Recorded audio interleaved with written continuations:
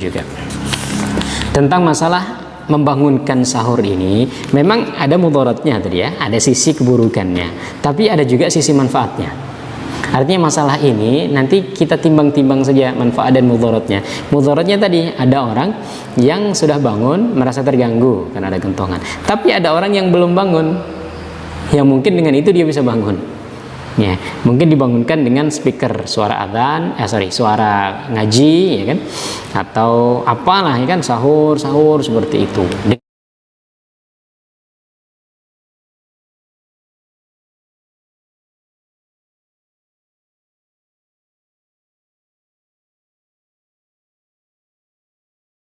Dengan itu bisa membangunkan orang. Jadi masalah ini sebenarnya tidak mutlak, tergantung nanti dampaknya kepada masyarakat. Kalau semuanya masyarakat itu sudah terbiasa dengan suara yang membangunkan itu, sehingga mereka tidak ada yang merasa terganggu, ya tidak masalah. Kalau semuanya masyarakat itu merasa terganggu semua kemudian protes, ya maka itu lebih baik dihindarkan. Karena ada sebagian orang itu yang justru kangen dengan suara kentongan. Ini untuk membedakan kita ini Ramadan dengan nggak Ramadan. Mana ini nggak ada suara kentongan yang membangunkan, kan begitu kan. Jadi tergantung kepada kondisi masyarakat setempat. Jangan dikatakan itu bid'ah atau itu haram, karena ini masalah adat, masalah kebiasaan, bukan masalah ibadah, kan. Kalau ada orang yang terganggu, ada orang yang merasa terbangunkan, begitu. Jadi dari sisi ini ada dua positifnya, sebagaimana ya bacaan qiraah sebelum subuh atau sebelum maghrib. Kadang-kadang ada yang merasa terganggu.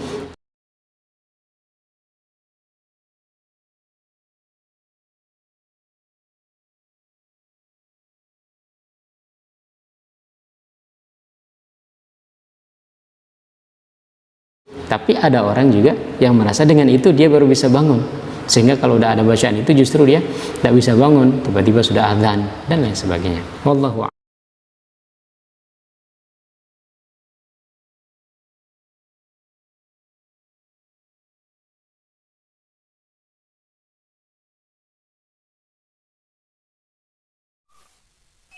Kita cek, dibangunkan itu merasa terbantu atau terganggu? Oke, kita cek hadisnya. Al-muslimu man salimal muslimuna min lisanihi wa yadihi. Hadis Bukhari Muslim. Orang muslim yang sempurna keislamannya, orang yang muslim yang lain tidak terganggu oleh lisannya atau perbuatannya. Maka pertanyaan kita barusan apa? Terganggu nggak? Enggak. Terbantu atau terganggu? Ya sudah ya, berarti dia termasuk maslahah.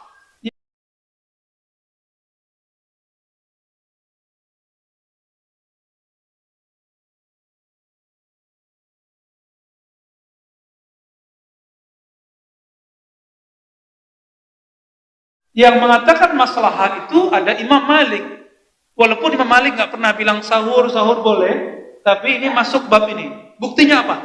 Nabi SAW 10 hari terakhir, Nabi itu udah gak menggauli istrinya. Sarungnya rapat, dan setiap pertengahan malam beliau gedor-gedor rumah. Hadis Sahih Bukhari dan Muslim, lihat Kitabul I'tikaf dalam Sahih Bukhari dan Muslim, bahwa Nabi yuqizu ahlahu, membangunkan keluarganya. Karena dulu gak ada speaker, maka Nabi langsung door to door.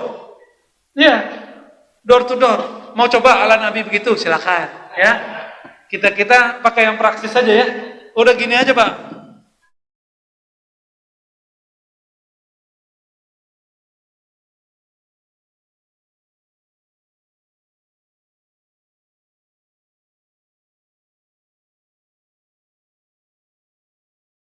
Namun yang afdol itu apa yang dikatakan oleh Imam Abu Bakar Ibnul Arabi Al-Maliki Al-Ma'afiri. Bukan Ibnu Arabi yang pengarang Futuhat yang sufi itu, tapi yang ahli fikih ahli hadis.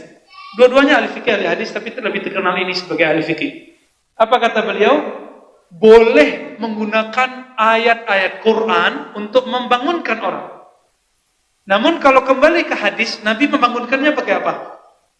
Pakai azan pertama dan satu lagi door to door. Nah, kita gabung aja, Pak. Ada ulama yang ngomong kok. Ada dalilnya kok. Maka silakan dimusyawarahkan baik-baik. Maslahatnya di mana? Karena dalilnya sudah jelas.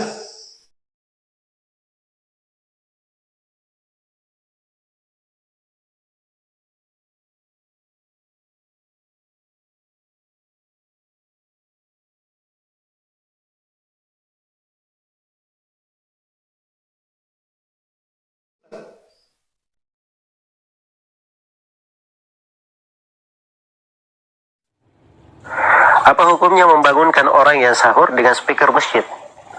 Nah, ini dari kemungkaran yang harus diingkari. Ya, membangunkan orang dengan speaker masjid, apalagi orang yang membangunkannya itu suaranya macam-macam. Ada yang bercanda, ada yang melucu, ada yang ya sepertiga malam itu dipikirnya semua orang tidur.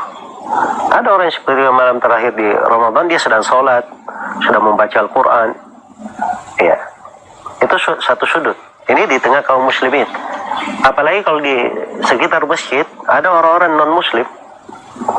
Nggak boleh kita mengganggu non-muslim itu dengan suara-suara kita. Ya. Adapun adzan itu memang syariat dikeluarkan. Nah, itu pengumuman karena itu syiar di dalam agama.